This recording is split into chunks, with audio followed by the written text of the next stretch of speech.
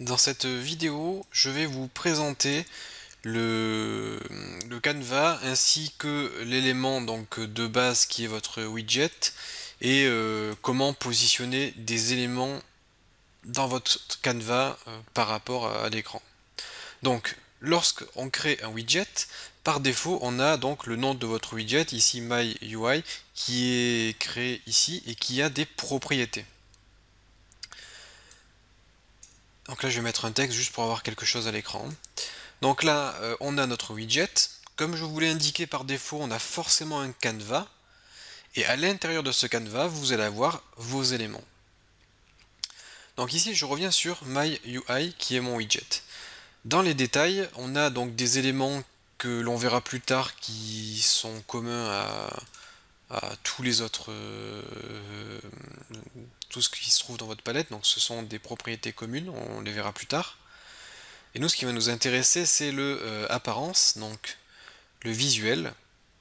Et vous voyez que vous avez un color and opacity qui correspond donc à la couleur générale de votre widget.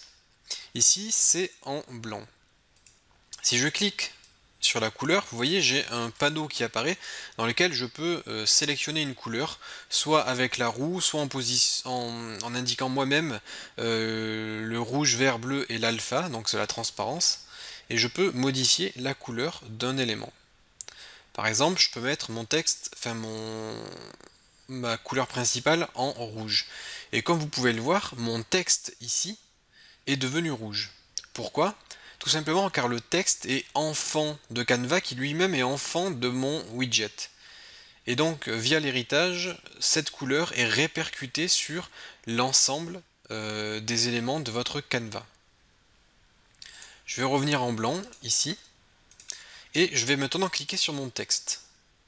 Mon texte a aussi une propriété apparence. On a la color and opacity. Donc l'apparence ici, je peux par exemple mettre mon texte en jaune, comme ceci. Et donc avec sa propriété apparence et color, j'ai pu modifier la couleur de mon texte. Je retourne sur mon widget et je vais modifier la couleur et je vais mettre du rouge comme tout à l'heure.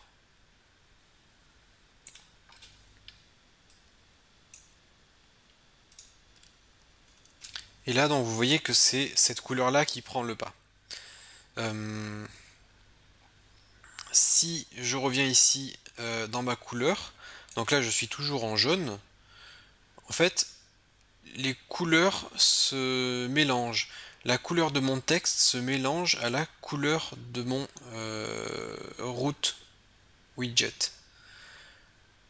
Et si je me rapproche du blanc ici, vous voyez que mon texte reste rouge. Donc c'est soit les couleurs se mélangent, si je mets par exemple du bleu et du rouge, ça fait quelque chose d'assez foncé, proche du noir. Et si je ne colore pas mon texte ici, eh bien mon texte va prendre la couleur générale de mon widget. Ici, vous pouvez définir aussi l'opacité, avoir un texte plus ou moins visible à l'écran. Et le style que vous allez appliquer là sera appliqué sur l'ensemble des éléments que vous allez ajouter donc dans votre Canva.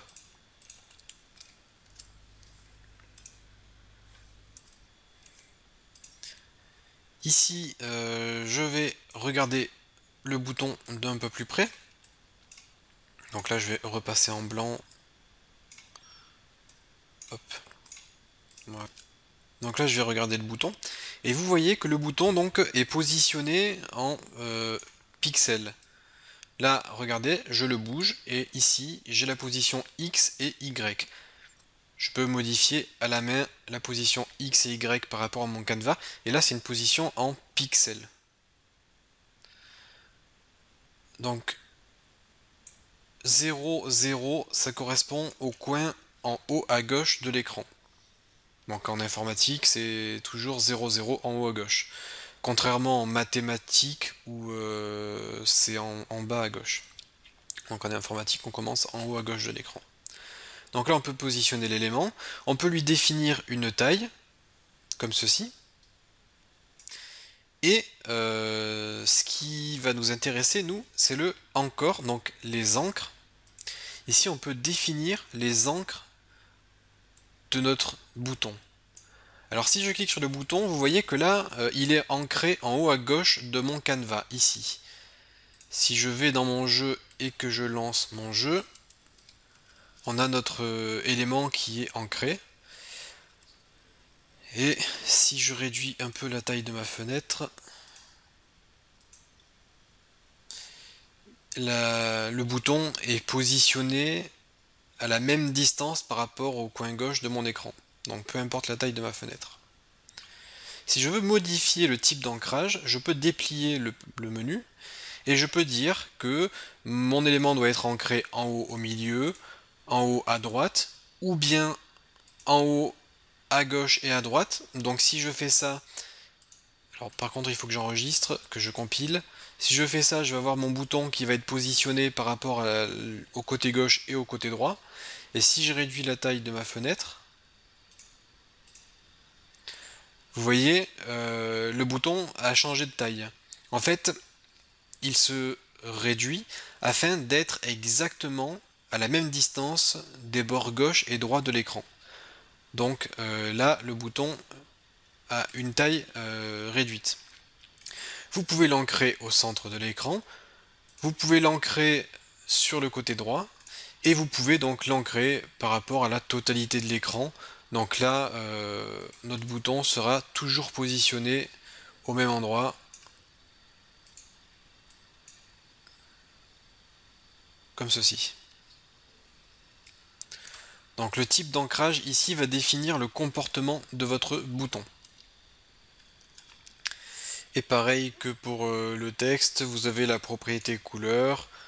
Vous pouvez donc définir la couleur et l'opacité du premier plan et de l'arrière-plan. Vous pouvez définir si le bouton peut être focus ou pas. Donc si on peut, si on a un petit effet, si on peut le sélectionner ou pas. Vous pouvez définir s'il est actif ou inactif, donc grisé ou pas.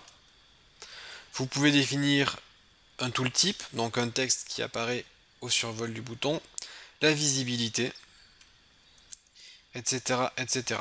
Donc les propriétés, en fait, les détails sont quasiment les mêmes pour tous les contrôleurs communs. Donc là, si je prends par exemple le texte, le petit truc de différent que vous allez avoir, c'est par exemple la fonte, donc la police. Vous allez avoir une propriété police, donc pour le type d'écriture. Vous allez avoir aussi la taille de la police, ce qui est normal, hein, c'est normal d'avoir donc ces petites propriétés uniques pour par exemple le texte, qui est le seul à avoir besoin de cette propriété. Donc dans la prochaine vidéo, je vous montrerai un peu plus en détail les différentes propriétés que l'on va retrouver sur l'ensemble des widgets communs que l'on peut retrouver dans notre palette.